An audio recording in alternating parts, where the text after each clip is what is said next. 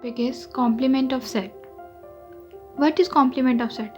Complement इस b के ऊपर जो ये साइन है इसको complement हम कहते हैं। इसके अंदर हमारे पास जब हमने इसको सॉल्व करना होता है तो हमें यूनिवर्सल सेट मिलता है। Universal set u is equal to 1 2 3 and limit उसकी दी जाती है 10 तक 20 तक।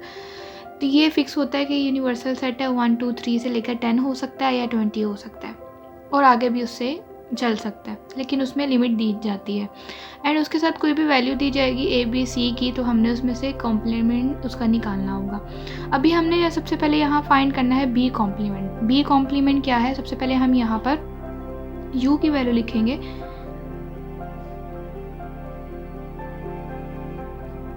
यहाँ पर हम मेंशन कर सकते हैं कि b complement is equal to universal set minus b। अब क्या है?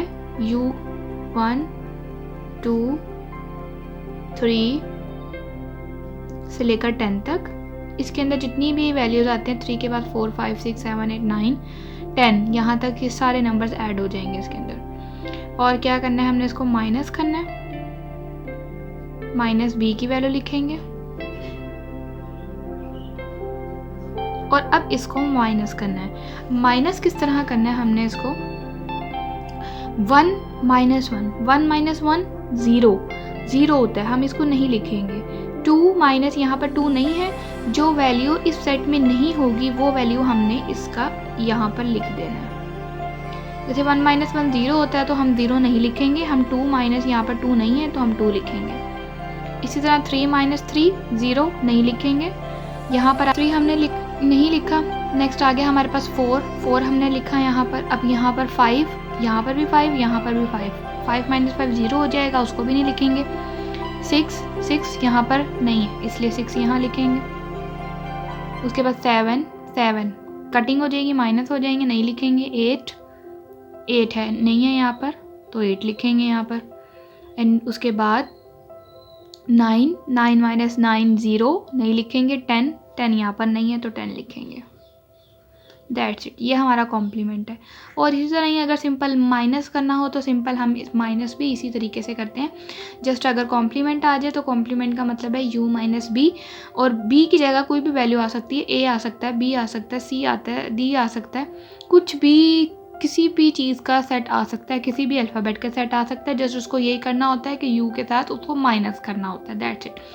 अब हम नेक्स्ट क्वेश्चन की तरफ मूव करते हैं, जिसमें हमें ये गिवन दिया हुआ है if u is equal to this, a is equal to this and b is equal to this, then prove that. अब हमने इसको प्रूव करना है। यहाँ पर हमने फाइंड करना था, यहाँ पर हमने प्रूव करना है। u का सेट दिया हुआ है, a का सेट दिया हुआ है एंड b का सेट दिया हुआ है। यहाँ पर हमने सबसे पहले a कॉम्प्लीमेंट निकालना है। जो a कॉम्प्लीमेंट का आंसर होगा ना वो b की वैल्यू को इक्वल होगा। तो अब हम निकाल के उसको प्रूव करते हैं कि किस तरह होगा। a complement is equal to, यहाँ पर मैंशन कर देते हैं u माइनस a। यहाँ हम अब u की वैल्यू लिखेंगे 1 2 3 से लेकर 20 तक। 20 के अंदर जितने भी आएंगे नंबर्स, एंड a की वैल्यू लिखेंगे 1 3 5 एंड 19। देन अब हम क्या करेंगे कि अब हमने करना है u माइनस a। सिंपल ऊपर वाले तरीके की तरह हम लोगों ने इसको फिर माइनस कर देना है। u को माइनस करना है a के साथ। 1 माइनस 1 0 नहीं लिखेंगे।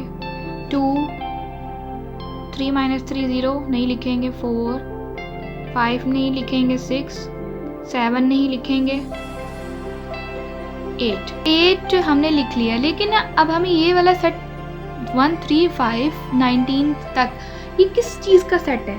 ये ओड नंबर का सेट है। ओड नंबर कौन से होते हैं? जो 2 के टेबल पर डिवाइड नहीं होते, वो सारे ओड नंबर्स होते हैं।